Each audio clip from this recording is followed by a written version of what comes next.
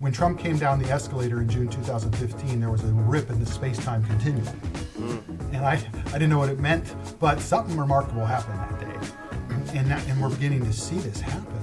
So that's why I wrote the book. You know, I need to figure this out, how I grounded my optimism theologically. I thought it was going to be in creation, but it ended up being in an eschatology that I thought was absolutely discredited, unworthy of consideration. Welcome to another episode of the Bible in Bitcoin podcast. I'm your host, Alan Armstrong, aka Pastor Coin, and on today's episode, I'm excited to be talking with the one and only, the first I've seen, based boomer. The only one. I'm the only one. Well, boomers get a bad rap, you know. And, no kidding. There's not many based boomers. So when I seen you message me, I said, I seen the DM come up, based boomer. I said, who could this be? This based boomer? Is he really a boomer? Or is he just trolling? So we got the based boomer, Mike. That's so great. Mike DiVirgilio, as he is legally known as. That's right. Or at least I think. So he wrote a book called Going Back to Find the Way Forward, Trump, A Great Awakening and the Refounding of America.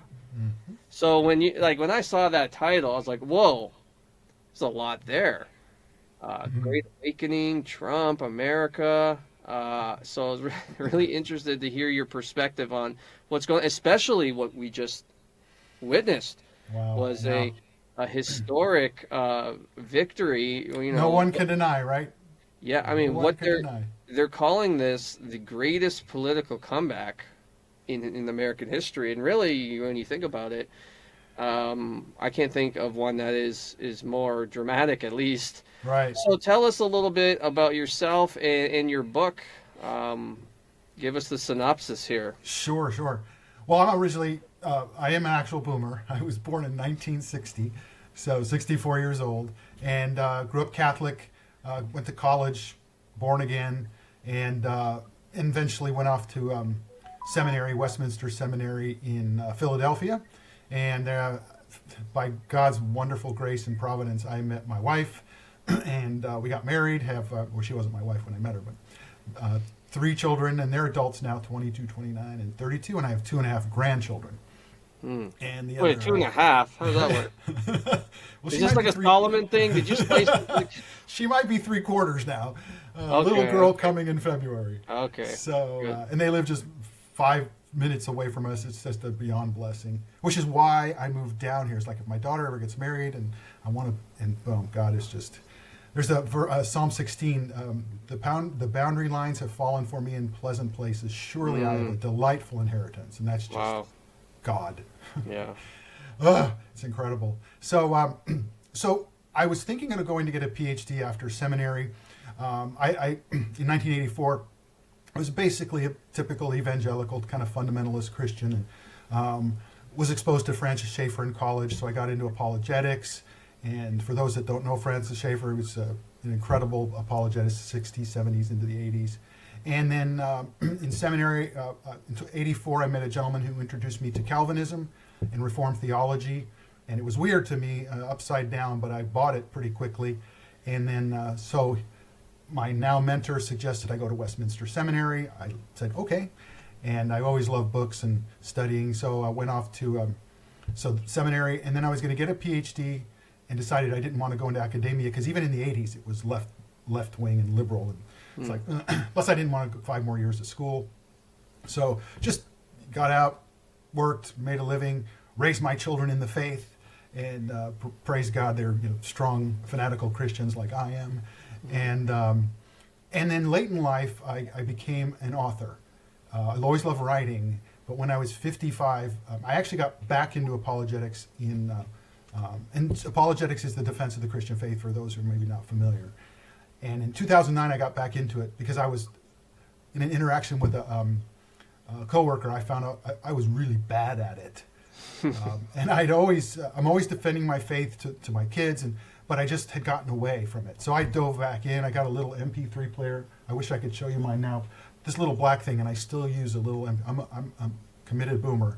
I don't use my phone to listen to podcasts or anything. And so, dove in, got all these books, And in 2015, I came across an article of a young woman who grew up in a Christian home, goes off to college, abandons her faith. And I was ticked off. I said, that would never happen to my children. And I was going to write a blog post about it. And then I go, oh, maybe I should write a book about it.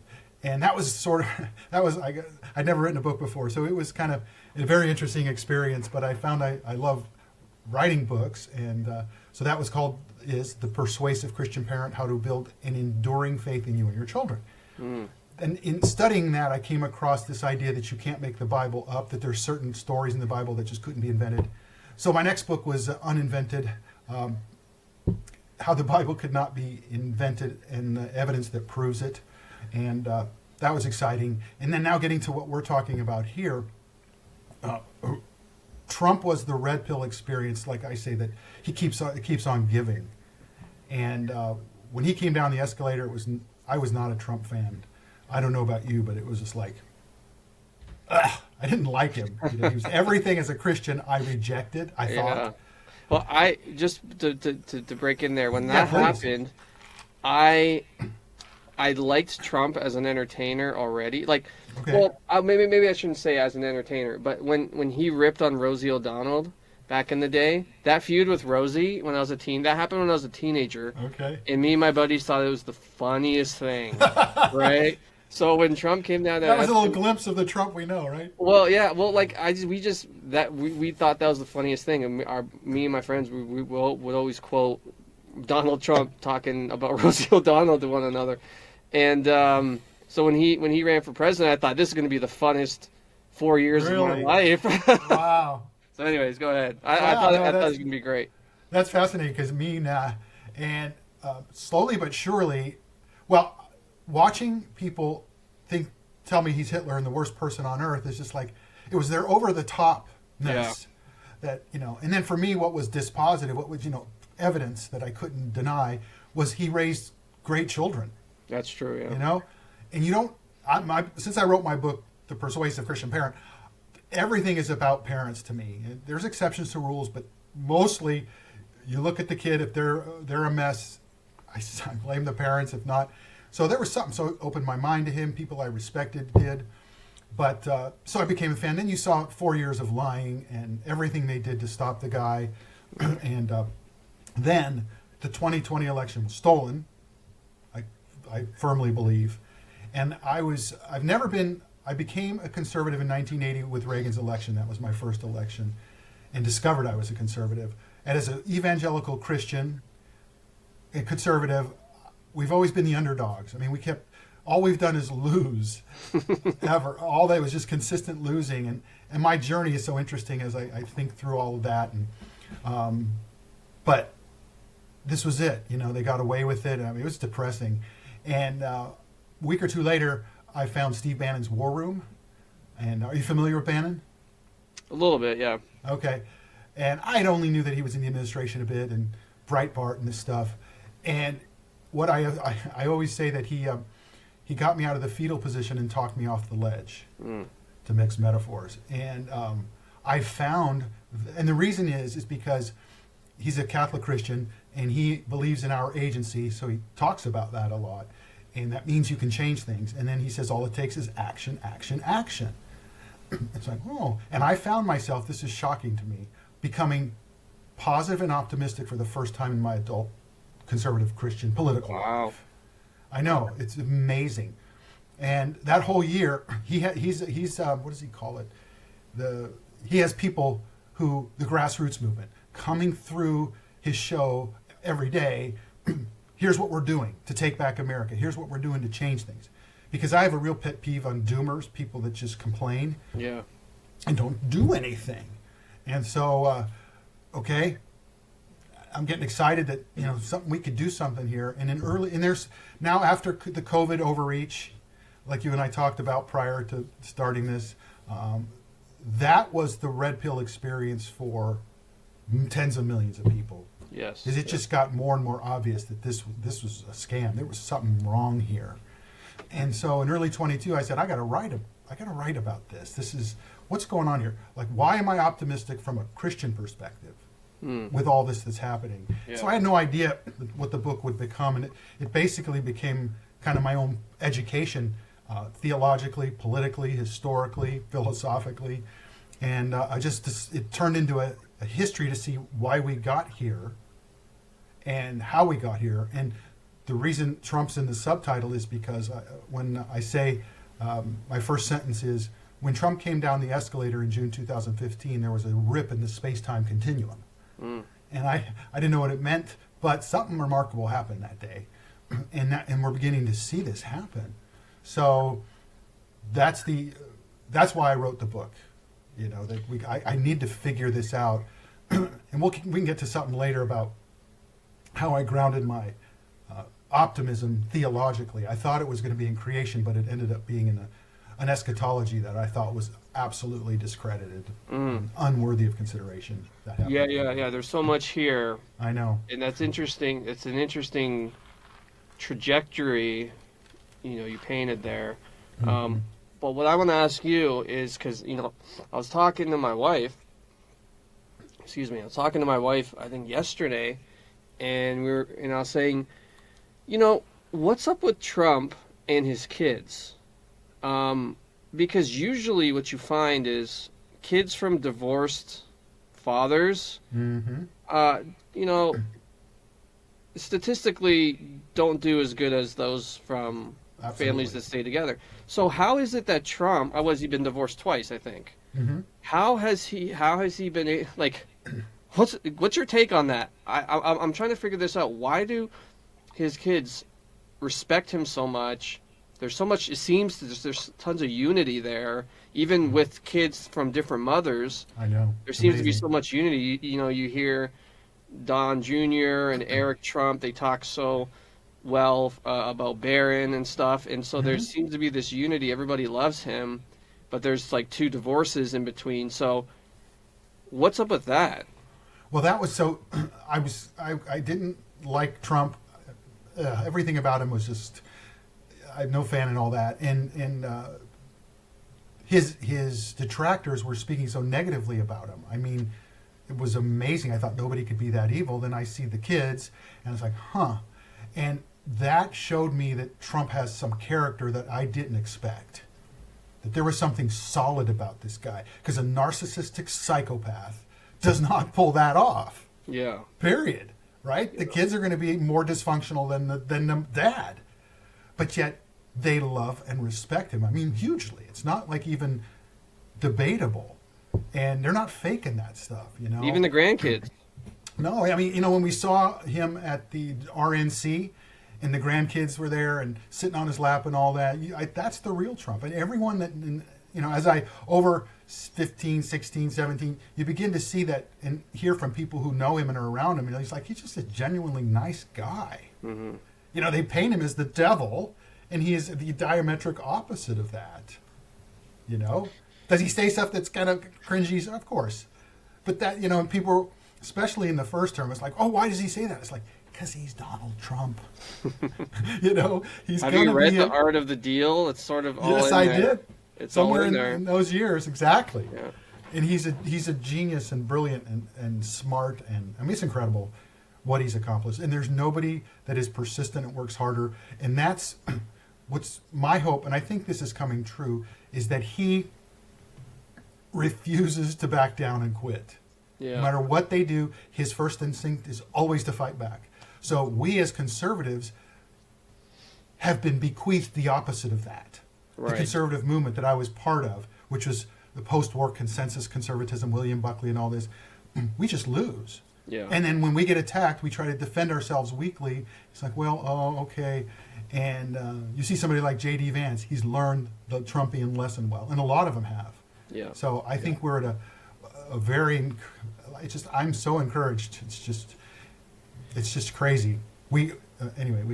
There's been some talk among Christians, maybe not so much anymore, but around the time when Trump got shot, I remember thinking, like, I forget what I was doing, but I think I was on my couch, and I think my wife said, hey, they shot Trump. No, I was outside, and my wife was inside, and I was just, like, sitting on a lawn chair, and my kids were doing whatever.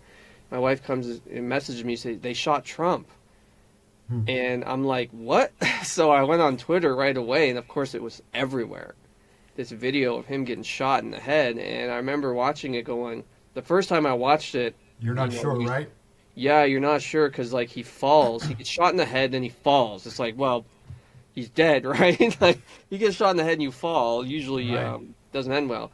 But then he gets up, and he's pumping his fist, and I'm going, what in the world? Like, this is like, I don't know what to feel.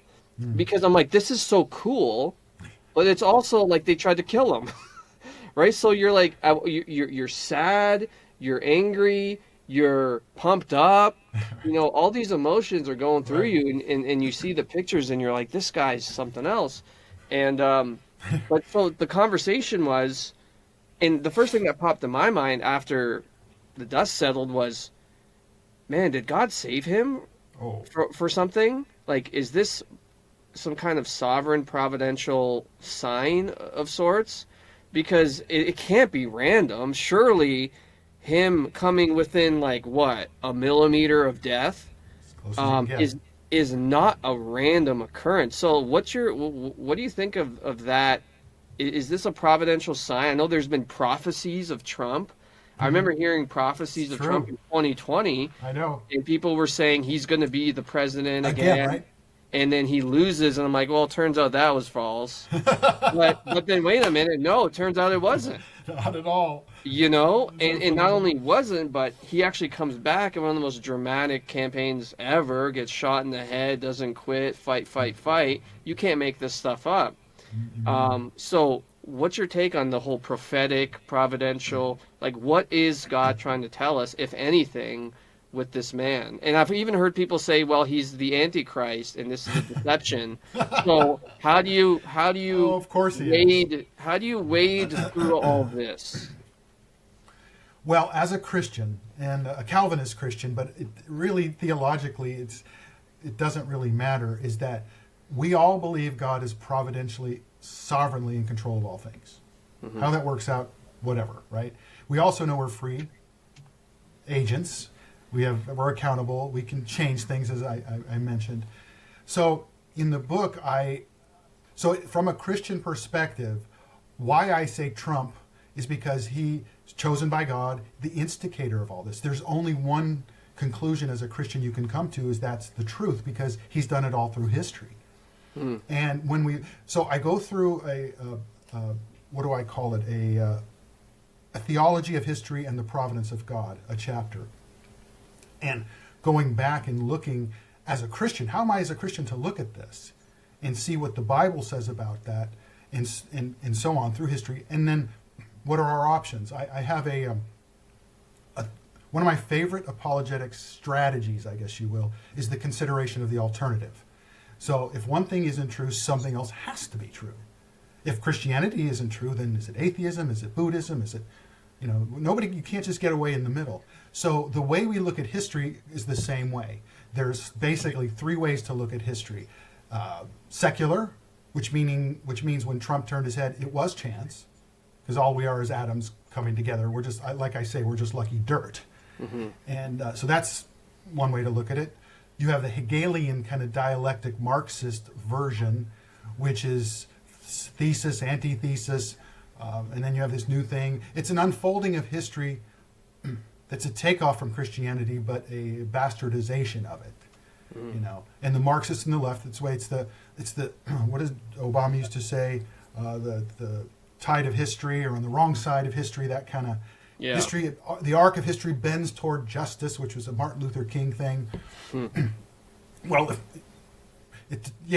but as a Christian, we know that it's God ordaining how that happens. And so I go all the way back. I like to see flows of history and how ideas come, and so this book is a lot of that, and everything I write is in a way. And so I go back to Abraham and God calling Abraham out of Ur of the Chaldeans. And so basically, history is a bifurcation. It's a fork in the road. You have the heathens, the ones whom God didn't call, and then you have God's people. And it started there.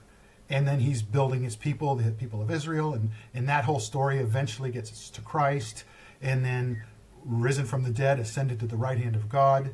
And we as evangelicals don't talk about the ascension enough, because that's where Jesus is now, and he's ruling now, which is why we can be confident.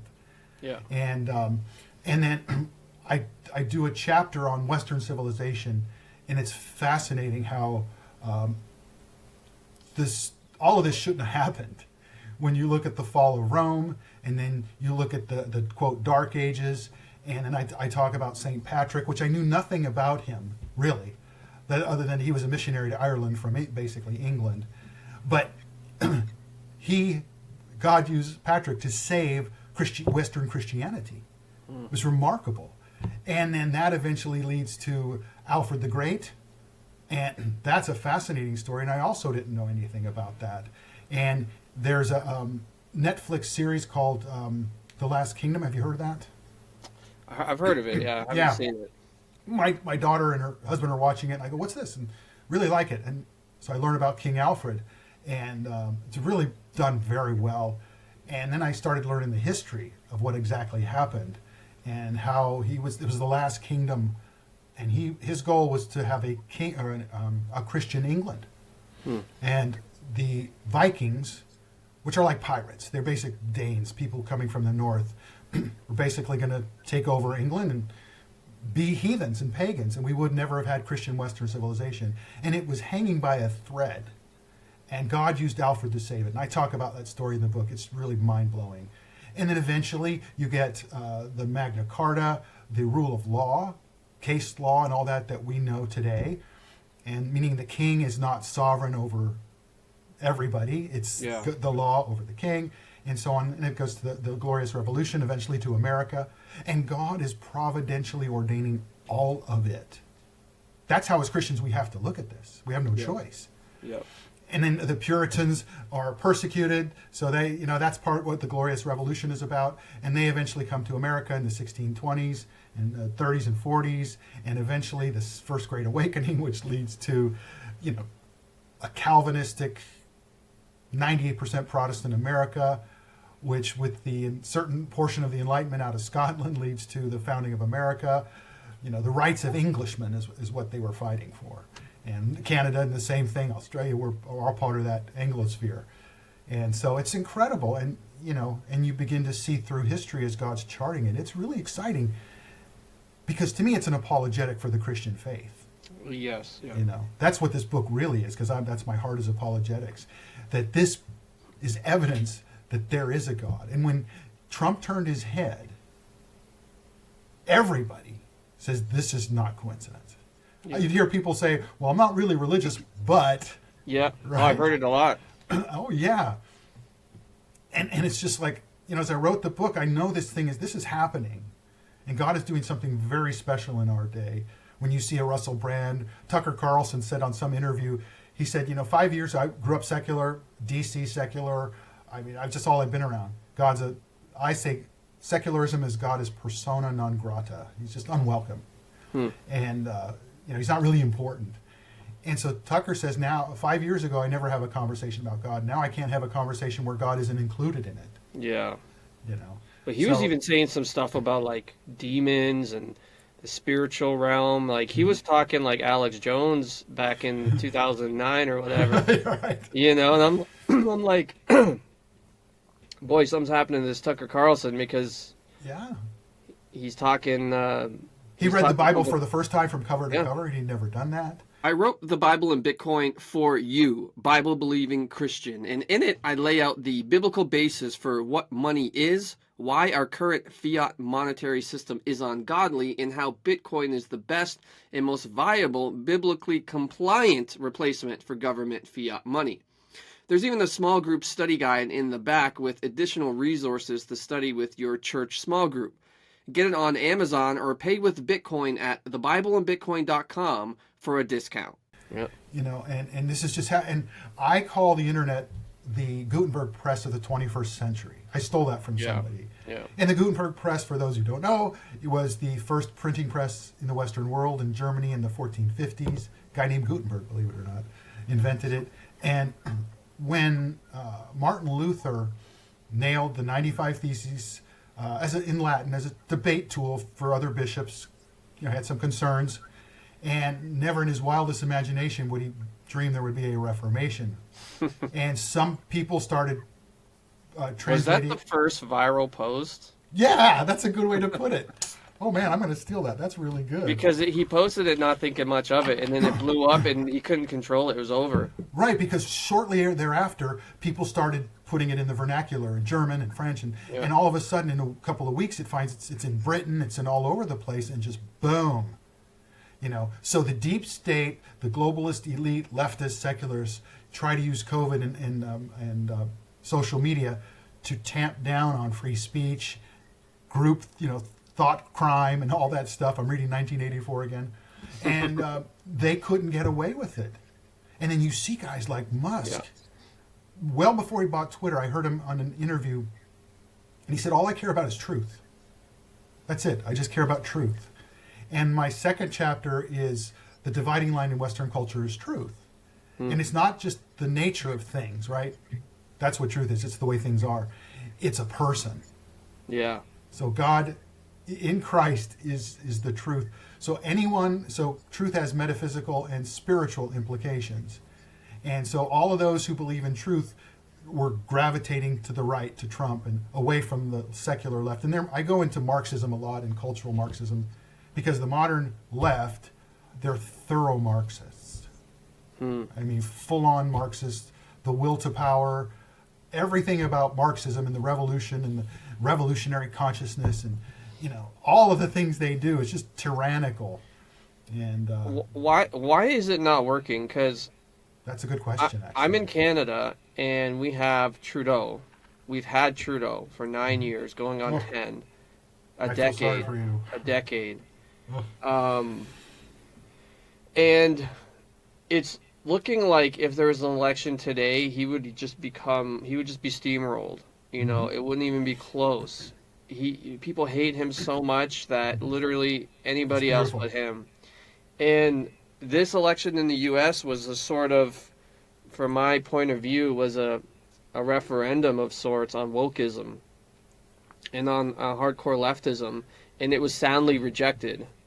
Because, I had people in my own life saying, well, not really in my life, but a guy goes to my church, his dad was saying, the women are going to turn out, they're going to vote big, and Trump doesn't have a chance. I'm like, what? I don't think that's going to happen. White women actually went for Trump 52%. Well, I know.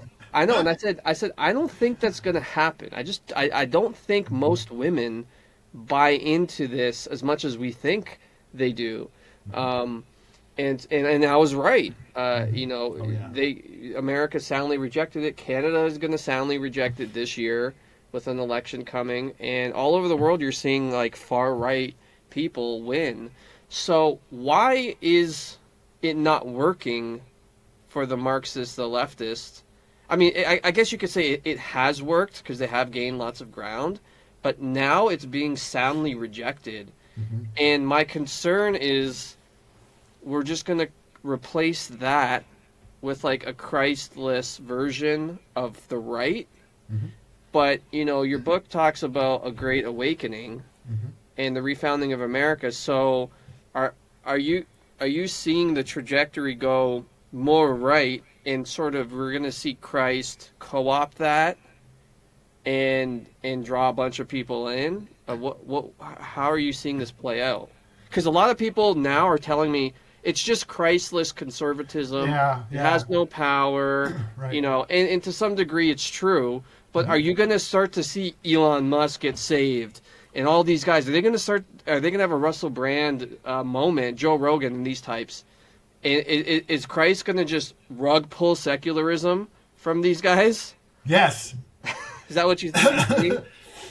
Well, that's the whole theme of my book, is that, so you ask, why is it failing, right? Yeah. And it's failing because an empire built on lies cannot endure, right? That's fundamental. If Christianity is true, lies will be exposed for what they are. So I talk about in the book about Reagan, and he comes along. So I I voted for Jimmy Carter. Please don't tell anybody. My dad was a Catholic Italian Democrat. He would never change. What do I know? I'm 20 years old, and so as soon as Reagan was elected, I was in the student union, and he comes up on the big screen, the morning after, and I go, man, this guy sounds solid. I guess I'm a conservative, but the media at the time, the liberals hated Reagan, maybe not as much as they hate Trump, but it was the similar kind of dynamic. He's a B-list actor. He's nothing. He's an idiot. He's going to get us in the war. He's a warmonger. He's a cowboy. And Reagan started talking about the Soviet Union like what it really was. He says it'll go into the dustbin of history. It's a sad chapter. And it gets to the point in '86 when he says, tear down this wall, Mr. Gorbachev. And all of us, maybe there were 2 or 3 people in the world that didn't believe this, but all of us thought, okay, Ronnie, you're kind of going a little overboard here. It ain't going to happen. Nothing's going to happen to the Soviet Union in our lifetime. Certainly, right? The Berlin Wall is going to be there forever, or whatever, right? And he knew that this can't sustain itself. So the left is just the woke left through cultural Marxism, and I go through that whole history of how we got here. It's a fascinating story. So I use the Berlin Wall as a metaphor a lot. And that's why it has to fail, because every reality is what God made it, and lies cannot distort reality. Well, they will distort reality, but it actually, so the beauty of it, oh boy, I go into a lot in my books, this is a theme, that the beginning of the Enlightenment with René Descartes, 1637, he writes, cogito ergo sum, I think, therefore I am. And that started, now man became the center, and our knowledge, epistemology, our knowing, started with us and out, as opposed to God, ontology, and then coming back to us. So the game was over then. So out of the Enlightenment came rationalism, came secularism, and out of secularism we got progressivism and Marx and Darwin and all that stuff. And so we are at the end of a almost 400-year journey in Western history. And my argument is secularism is dead. It's over. It can't fulfill. It can't deliver on the promises. Initially it was, well, we have the wars of religion. People kill themselves because they're Catholics or Protestants. So now we'll just have this thing, and religion will be over here, separate, personal thing. And then we'll have this not religious public space, and everybody will love one another. Okay. How's that working out for you? Didn't work. And, human beings want meaning, hope, and purpose and love. And in America, I don't know what the stats are in Canada, but 50,000-ish people a year kill themselves, and 1.6 million people try. Dude, the government helps you commit suicide here. Oh. We have a thing called MAID. It's called Medical Assistance in Dying. And literally mental health falls under MAID. So you can theoretically, there are not many doctors that would do this, but theoretically you could go and say, I'm depressed. It's too much. I want to die. And if a doctor signs off on it, they'll kill you legally. Yeah. That's how bad it is. What's so interesting how America cannot go that far because of the unique foundation of our country. The Enlightenment is just, there's no comparison between the French and the American Revolution, right? Ours was utterly Christian revolution. What I forget what they call it. It was a moderate enlightenment. It wasn't like the radical leftist enlightenment, right? There was a guy in Canada got infected by that. There was a guy in Toronto. I don't know if it was last year or it feels recent, but I can't remember when. Who was disabled, had some disability, and couldn't pay his rent, and so he said, "You know what? I can't be homeless again. I'm not going through that again. I want to die." And they killed him. Medical assistance in dying. They put him down. They put him to sleep. Like a dog. Because he couldn't face being homeless again with his disability. It's like, how is this painted as compassion? I don't understand how that is compassionate. It's such a wicked cult of death. Right. That we live in, at least I live in. I know it's not quite as bad. Well, we call there was a pastor online or I forget how to pronounce his name, but anyway, he called the Democrat Party a satanic death cult. Well, it is. I know. And It's you know, just they fact. would go as far if they could institute some kind of a maid. They Oh, totally yeah. would. They Well, totally they do would. it some in like I think Washington State, Oregon. Some have these. You know, we have a federalist kind of approach. So all the states are semi-sovereign, and even as much as the Constitution has been just butchered, we still have a lot of that in our country. Thank God, you know. Yeah. The founders were geniuses. But you know, when you're talking about that, everyone knows it's wrong. See, that's the thing. If Christ is king and God is real and He's the creator, Romans 1:20, right? Everyone knows it, right? Yeah. Since the creation of the world, since the foundation of the creation of the world, God's invisible qualities, His eternal power and divine nature have been clearly seen from what has been made, so they are without excuse. So lies will be revealed as lies. That's why I've been optimistic. When you say why, it can't succeed, because everyone knows a man isn't a woman, right? Everyone knows everyone, even though abortion is sadly still a majority position in America. Everyone knows that baby is an actual human being, you know. And one day, God willing, I know He's willing. That's going to be overturned in our country as well. But all of this stuff, they lied about Trump. Lie. I knew after 9 years of lying, Americans weren't going to buy it. Right? And Steve Bannon says people's lived experience. You can't lie about that. They know when they go to the store, the eggs are twice as expensive as they used to be. All right? They know the border is just a disaster. You know, they know all of this stuff. So let's talk about, you mentioned your newfound eschatology that you never would have considered. I have a position. I'm not going to tell you it. Okay. Although we'll see what if we align. So why don't you tell us a little bit about your eschatological views and how that informs your view of history and sort of where we're headed. Yeah.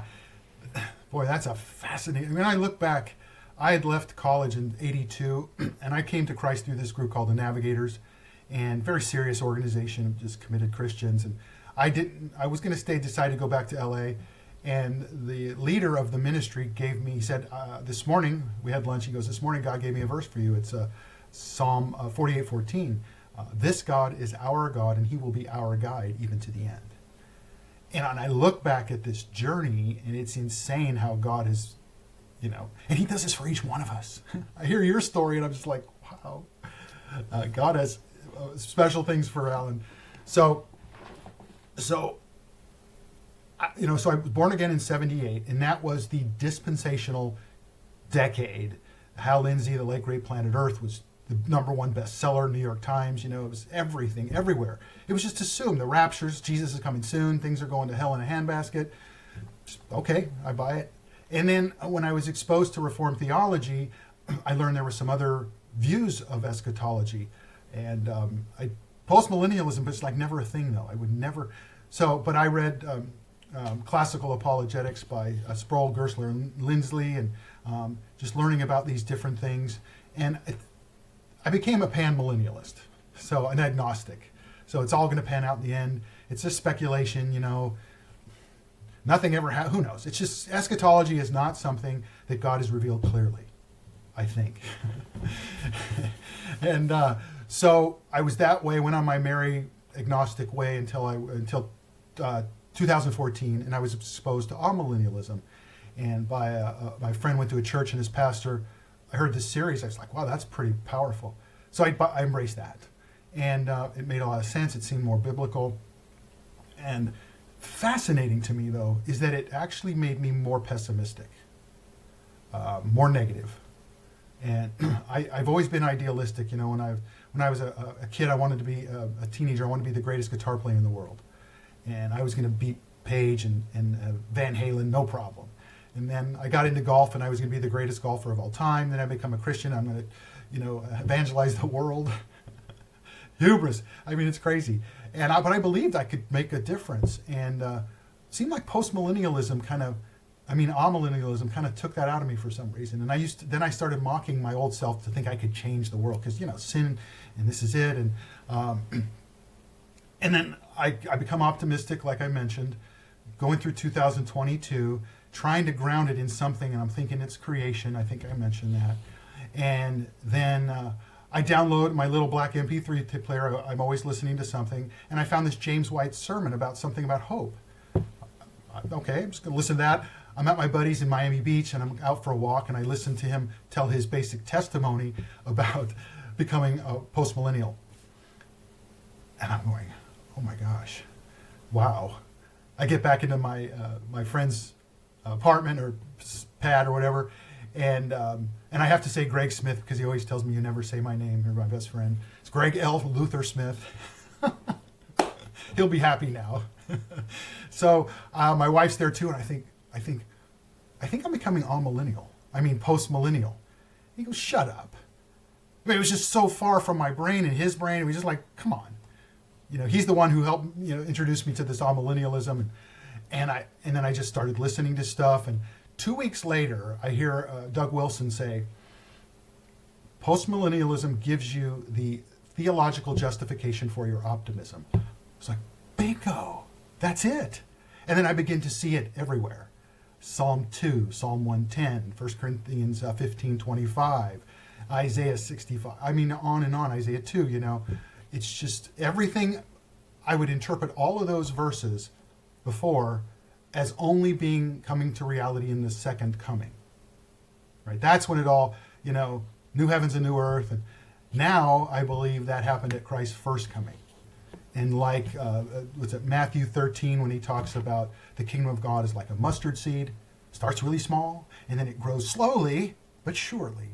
And the leaven in this huge loaf of bread. When you look at the Greek, it's a ridiculously big loaf of bread, a loaf. And then you put the yeast in, the leaven, and it grows slowly over time.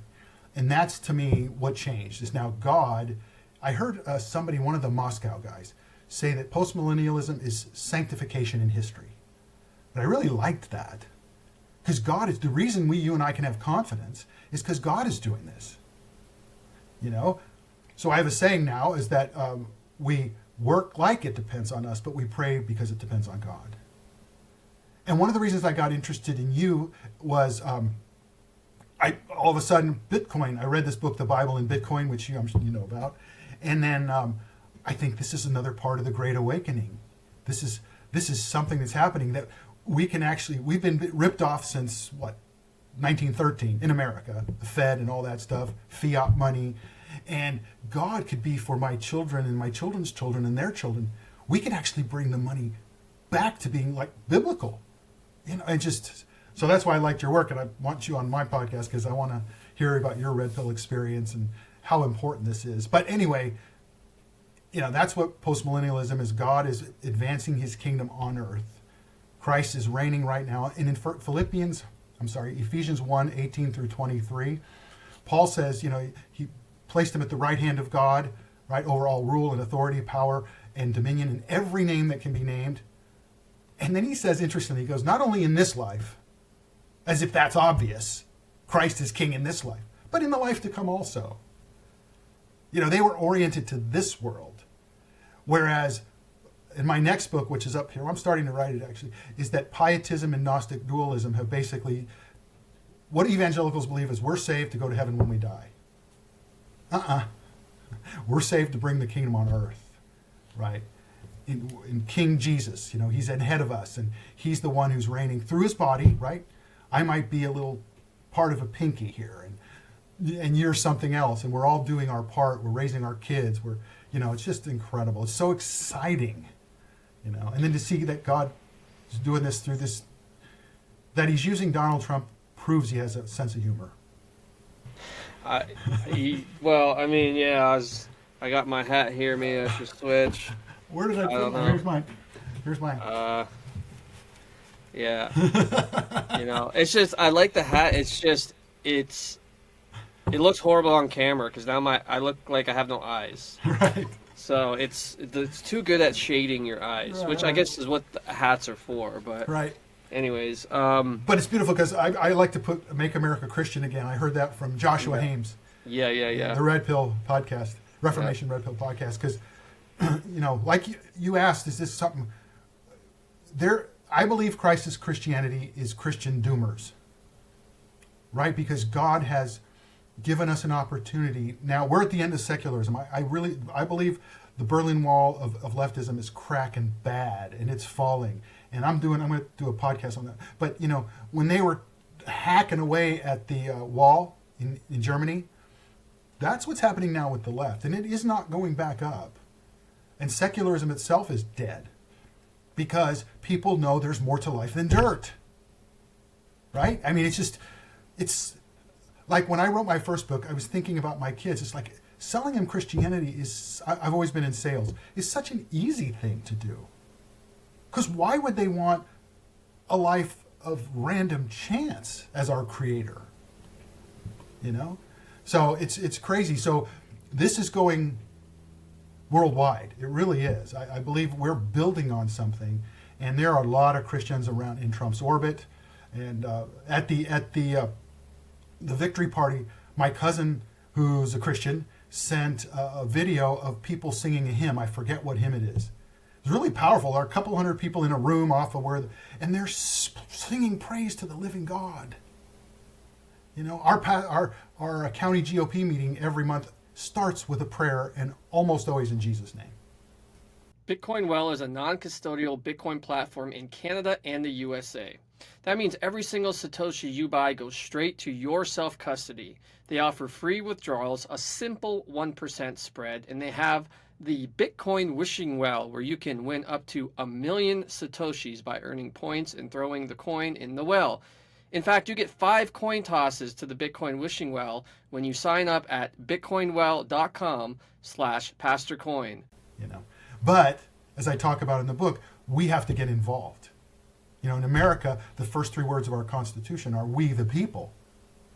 So you complain. If you're not doing nothing, stop complaining. You don't have the right to complain. Canada's motto, I just learned this yesterday. Boy, am I not up on my work. I should know this stuff. But I learned it yesterday. Canada's motto is Psalm 72, he shall rule from sea to sea. That's literally the motto of this country. Right. Is he shall rule from sea to sea. And I'm like, wow. It's not looking that way now, but I remember, so eschatologically, maybe I'm post-mill because I tend to fall a-mill in my interpretation, but post-mill in my application. So, that's an actually interesting way to put it. I don't know why it's like that, but like amillennialism has, like, I'm optimistic for the future. I don't have a doomer outlook. Oh, it's just going to get worse or whatever. I'm not like that. That actually is one of my biggest pet peeves. We're on the same page. Yeah. So, but I remember in 2020, 2021, when it was all going down, vaccine mandates, lockdowns, pastors getting arrested, the whole thing. And I was optimistic. And I was like, no, man, Christ is winning. Like, he's winning. He's on the throne. Yeah, like, it's going to get better. It's going to get better. I'm not kidding you. My church has shrunk. It blew up during COVID, and then I got optimistic. They don't like that? No, it was so weird. In Bible studies, we started doing Bible studies and like Daniel and Revelation, and I'm like, hey, look, guys, like, it looks like we're winning. It looks like it's going to get better. Like, look at these verses. And I had so much pushback from people. And they're like, no, dude, don't you see what's going on? I remember one guy in the Bible study legit said something to the effect of, if this is the kingdom of God now, then Jesus is failing. Oh, I've heard that. And I was like, whoa, dude, you don't even know what you're saying. Like, chill for a minute. You don't say stuff like that. That's like borderline blasphemous. So anyways, the optimism pushed people away. It seemed like a lot of people just want to live in that it's going to get worse, so I don't have to do anything framework. That's dispensationalism still has a hold on 90% of the church. It does. And that's just the fact. So people left my church. They said, Alan, you're becoming too extreme, and I'm like, what? All I'm saying is Jesus is winning, and we should be rejoicing in his victory. Like that's Right. bad all of a sudden. You know, they don't know history. Strange. George Grant was I went to this Fight, Laugh, Feast conference because I'm part of Eschatology Matters, the YouTube channel, and went to Fight, Laugh, Feast. And I've heard talks about him do this before, George Grant.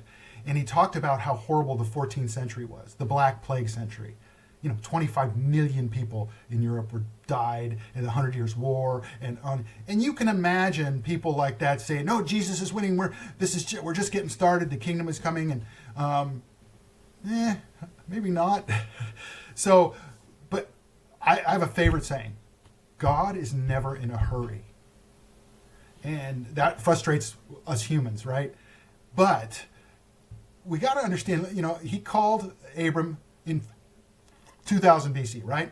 And it took how many years? The first thing he tells him is, "Oh, by the way, your people are going to be slaves in Egypt for 430 years." Oh, thanks for the good news.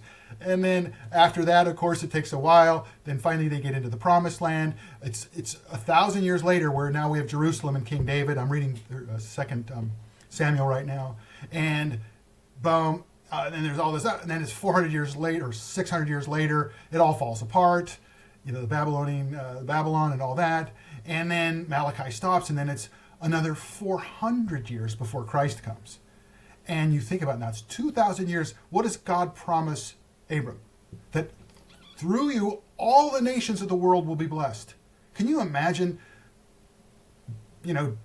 Paul sitting his head on the block going, "Where are all the nations being blessed, Lord?" But he knew, right? He knew that this was just the beginning. So he's going to die. We're all going to die. That's the good news. We're going to be resurrected from the dead.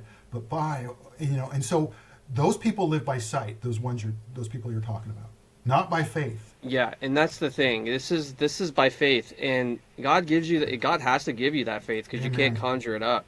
Amen. Especially when things are going like this. But I remember, so in 2020, everything was going down is when Bitcoin came on my radar. And started getting more involved with finance learning and stuff, and I started telling people, this COVID stuff and what we're experiencing with wokeism and all this tyranny, it seems to me historically like a dip, right? So when Bitcoin dips, what do we say? We say buy the dip, Okay. because guess what? We're going higher, and we know we're going higher, so it doesn't bother us. Right. And so historically. It has to, right? Yeah, this just seems like a historical dip, where God is saying, buy the dip, stay faithful, right? Because we're going higher. It's going to get better. And I remember telling people at that time saying, guys, think about it. Is human life better now than it was 1,000 years ago? 100 years ago. I mean, 100, yeah, it's so much better. So people in saying every way. Yeah, if people saying it's getting worse, actually, on a big enough time frame, you see it's exponentially better. Air conditioning, life expectancy, antibiotics, Yeah, there's no measure it can be, but you can even become close to saying it's worse. No, it's so much. So we have such a small sliver of Myopic. time that we live in, and we think that the way it is the way it always has and always will be. But things change on a dime, like quick. Things change quick on a dime.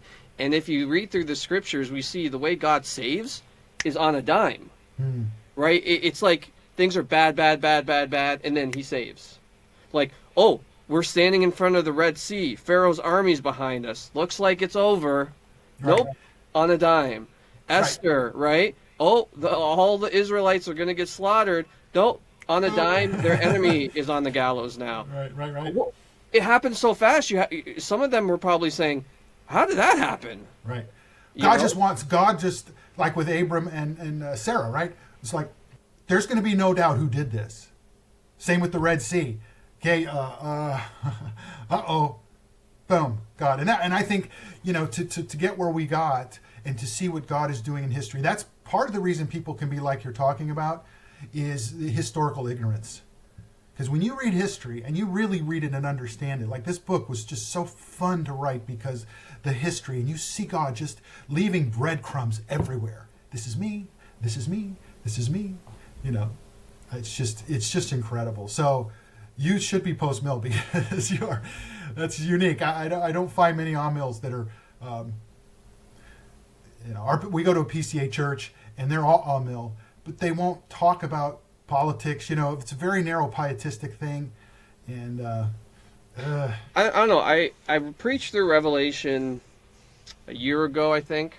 It took so long. I don't know. It took like a year to preach it, so I don't know if it was a year ago or 2 years ago. Right. But I preached on it, and I relied heavily on Michael Heiser and oh boy, what's the other guy's name? He's got the famous commentary on Revelation. Anyways, I forget his name. But they lean more Amil, right. And I think my Amil, like, I don't know what other Amils believe. But maybe I'm post-mill. Maybe I'm just got the categories mixed up. But I see that the millennium in Revelation, I understand that as the time between Christ and like the church age. Coming. Right. Yeah. So the millennium is the church age. It's not a literal 1,000 years. Right. Both amill and post-mill believe that. Yeah. But yeah. So for me, I see that, in which I don't see where the difference between amill and post-mill is, because my application is, okay, this is the church age. It's going to get better until he comes, right? He's putting a lot of amill people believe the wheat and the tares, and the people I've read, like the gentleman who I became amill through in 14, he's very, according to him, we take sin more seriously. It's G.K. Beale. It's G.K. Beale, sorry. Oh, yeah, of course, yeah. Very famous. And I found that people that are that way tend to be more pessimistic. Maybe not that you have to. My conviction. But why though? Like, what's the point? Because sin is more powerful, and every person who I've read and listened to. That's weird, man. I don't. It is weird. Yeah. Critiques postmillennialism. What they all do is they beg the question, which means they assume something that they can't prove. It's the premise, right? They're assuming. And they all assume that what we believe as post-mills is that in our power, we're going to advance the kingdom of God, which is the exact opposite of the truth. It's Christ alone who is going to do that through the word, his sword, right? The sword of the word, and so on and so forth. And they just, It seems like laziness. At the end of the day, I really think it's just laziness. Because you read the Bible, you start in Genesis, and you see the first mandate God gives us, the dominion mandate. It's like, be fruitful, multiply, and take dominion of the earth. That never changed. Like, God didn't rescind that order to humans. A lot of people, I'm reading the Two Kingdoms book, and they believe it was, Well, it wasn't. I mean, he reiterates it to Noah. Dude, the Great Commission is literally the strategy for fulfilling that mandate. Exactly. Like, be fruitful, multiply, take dominion of the earth. How do we do that in our context?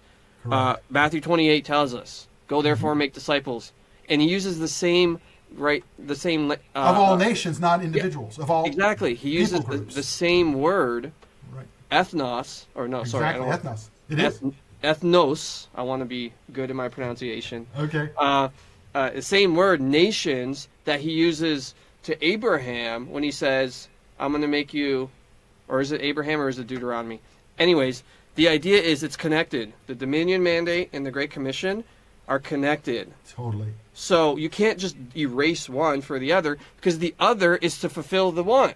Right. If that makes any sense. Absolutely. So that's how I see it. So if that's the case, then the Great Commission, the mission of the church now, is to literally pinky in the brain to take over the world. Right? Amen, brother. It's literally what it is.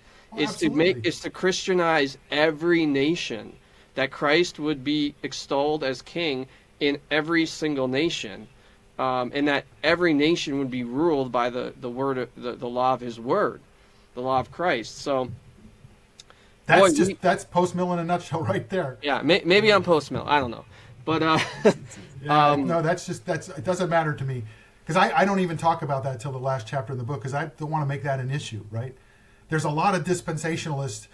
My cousin is one, rapture and all that, but he's full on, let's do this thing. Let's, Christianize the nation and all this stuff. So, I'll talk about it with anybody that wants to, but that's what you're saying is the truth, right? That Jesus, when Satan tempted him and said, all the kingdoms of the earth are mine, that was actually true. And I'll give them to you if you'll just bow down and worship. So he's like, nope, sorry, not doing it. So when Christ defeated Satan on the cross, then now he's got the kingdoms of the world. Now we're, the Christmas hymn, Joy to the World. I didn't realize it was a post-mill hymn because he says that we're going to be pushing back the curse, basically advancing God's kingdom as far as the curse is found. That's what we're doing, as far as the curse is found. Every area of life, pushing it back. The kingdom of light versus darkness. And that's why we're going to win over wokeness and all of the lies. Money. Most Christians don't see money as a moral issue. I read, when I was preparing for seminary, I read Charles Hodge's Systematic Theology. And, he gets into money. And I'm going, by golly, that's a religious Christian issue, money. So that's why what you're talking about is so important, because that's kind of a next level thing that we have to change in this country, big time. Your country, I don't know how it's done, but it's the printing worse. presses. It's worse, just like everything. But I shouldn't be laughing. It's so sad. I mean, Canada was a once great country, and we can revive it. Well, I'm a big fan of Joe Boot. I mean, Yeah. I was on their podcast, which was amazing, and read his book Mission of God. And he pastored in Toronto for a number of years, started the Ezra Institute, and and they talked a lot about the Christian foundations of Canada, and and it's just wow, it's gone. Yeah, it's But coming back strong. Yeah. I think there's going to be a big pendulum swing. Yeah, and I'm here for God's it. doing it here. He's going to do. I believe it's the whole world. Yeah. I really do. When I was young, Africa was a dark nation. It's probably more Christian than in America today, in a lot of ways. So God is, and I read this book about, it's called The Puritan Hope, and they quote, the Puritans' missionary movement was big on Habakkuk 2:14, for the knowledge of the glory of the Lord will cover the earth as the waters cover the sea. And just the positiveness of them, that this is going to happen, period. And there's no, you kill me, fine. It's going to happen. It doesn't depend on me, right? And all the reformers thought the same thing when Bloody Mary was killing Protestants and burning them at the stake. And they're in Geneva, at Calvin's Geneva, and John Knox. It's just amazing to see. And we get to be part of it. I used to think redemptive history was the Bible. Now I realize redemptive history is the Bible, and then now it's still going. Because Christ came to save the world. That's the theme, kind of my new book, this one, Render to God, Christ's Dominion in Human Taxation. Huh. I don't know if you've seen this one yet. No, but it's going to be got. It's a redemptive historical take on taxes, or the origin of taxes, and scripturally, the state and all that. And anyways, this was a fun one to write. But yeah, that's the thing, is it's not over, man. Redemptive history is not over. Like Christ, we're just starting. We're here now. We're in Christ's dominion territory, right. And there's a lot of work to do. And this sort of takes the angle of how do we apply the kingdom of God to unjust taxation? Well, that's kind of an oxymoron. It's kind of an oxymoron because it's taxation is slavery. But anyways, all that to say, we've been going for an hour. Enjoyed it. I really. It's been great. Thank you so much. I appreciate you. This is the first time we've ever met. Right, I know. What a trip. For the listeners and viewers, we went into this episode with no notes, with nothing, and we prayed, and I think that was the key. Yeah. But tell and the you're people, in Canada, and I'm down in Florida, and this the internet is just the Gutenberg. Did I say it? The Gutenberg press You of the did, 21st yep. century. It's amazing. Tell everyone where they can find you. If you have a website, I know you're on Twitter. Where can people follow your work? Yeah, earlier this year, I listened to Joshua Hames of the Reformation Red Pill podcast, and he was on the Eschatology Matters podcast, and he said, I didn't want to, but I got involved on Twitter, or X, whatever you call it, and so I decided I have to do that, and I didn't want to, because it's like a time suck, and So I did, and I've actually loved it because I've gotten to meet people like you, and it's just building this community. And then Elon Musk, what God has used that man to do, and it's just amazing. So I am there. It's just my name. My website's MikeDiVirgilio.com.